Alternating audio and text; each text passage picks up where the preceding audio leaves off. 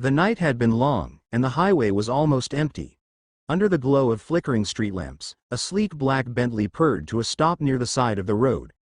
Smoke slipped quietly from under the hood, mixing with the cold autumn air.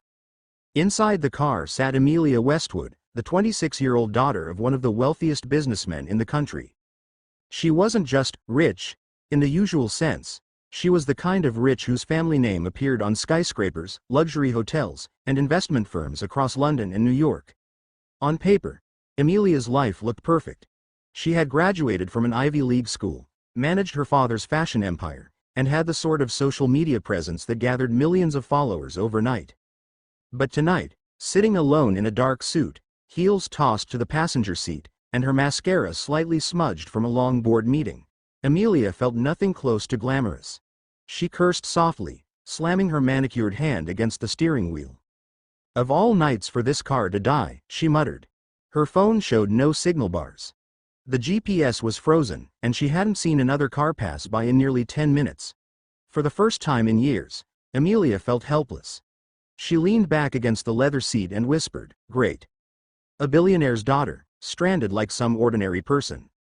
But before frustration could swallow her whole, she saw headlights in the rearview mirror. A beat-up red pickup truck slowed as it neared her Bentley.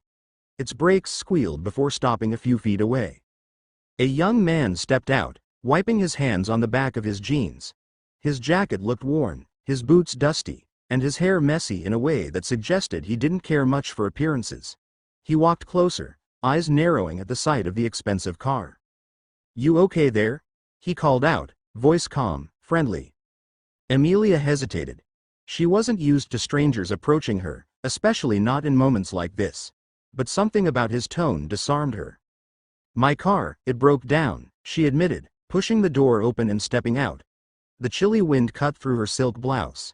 She hugged her arms, suddenly self-conscious. The man studied the Bentley, then glanced at her. His gaze lingered, recognition flickering in his eyes. "Wait a second, Amelia? Amelia Westwood?" Her brow furrowed. "Yes. Do I know you?" He grinned, shaking his head in disbelief. "It's me. Ethan Miller. We went to school together. Crestwood High, class of 2015. For a moment, Amelia was stunned. She squinted, trying to connect the rugged mechanic-looking man in front of her with any memory from her high school years. And then it hit her. Ethan Miller. The boy who sat quietly in the back row of history class. The one who was often teased for wearing the same hoodie. The one she barely noticed because she was too busy being a cheerleader, student council rep, and, frankly, living in a world far above his. "Oh my God, Ethan," she said slowly, almost awkwardly. I didn't recognize you." He chuckled. "Yeah, I figured. Back then I didn't exactly stand out." He shoved his hands into his pockets, then looked at her car. "Mind if I take a look?" Amelia blinked. "Wait. You know how to fix cars." "That's what I do for a living now," he said, walking over to the Bentley. "I run a small auto shop outside town. This looks like a busted radiator. Shouldn't take too long to at least patch it up so you can drive again." Before she could protest, Ethan had already popped the hood. He moved with the ease of someone who had done this 1,000 times. His hands were steady, his sleeves rolled up to reveal oil stains that wouldn't wash out easily. Amelia stood there, hugging herself against the cold, watching him work.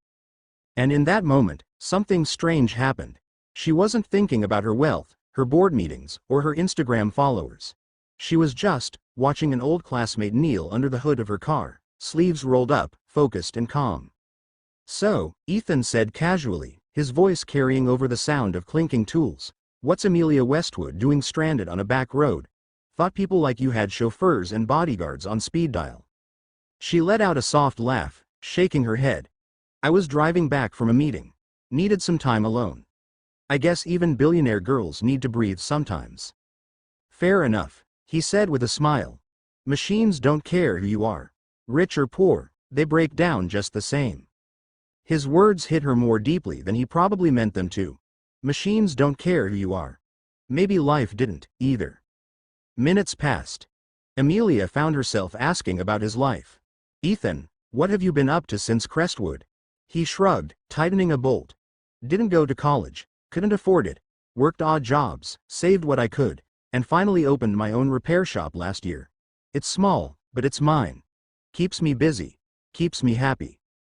Something in his voice carried pride, not the shallow, flashy pride Amelia had grown up around, but something humbler, sturdier. She bit her lip, guilt pricking at her. "I don't remember talking much to you back then. I'm sorry if I ever." He cut her off with a smile. "Don't worry about it. We lived in different worlds. You had your path, I had mine." But Amelia couldn't shake the thought. She remembered moments in high school now. Ethan sitting alone at lunch sometimes. Ethan being teased for his worn-out shoes. And she, Amelia Westwood, never once reaching out.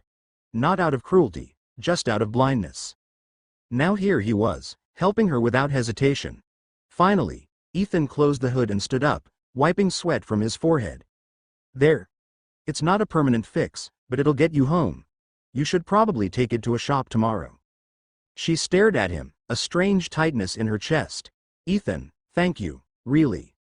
He shrugged, smiling. "It's nothing." "No," she insisted. "It is something.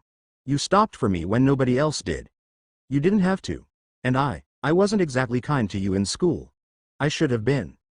Ethan tilted his head, his eyes softening. "Amelia, people remember kindness more than cruelty. You might not have noticed me, but you never laughed at me either. That's worth something." For the first time in years, Amelia felt her throat tighten. She wasn't used to vulnerability, but tonight, in the cold air beside a broken Bentley, she let herself feel it. The silence stretched, filled only by the whisper of the wind. Then Ethan chuckled. "Well, guess it's kind of funny. Back then, no one would have believed the billionaire's daughter and the quiet mechanic would end up meeting like this. Life's strange, huh?" She laughed, nodding. Strange and unpredictable.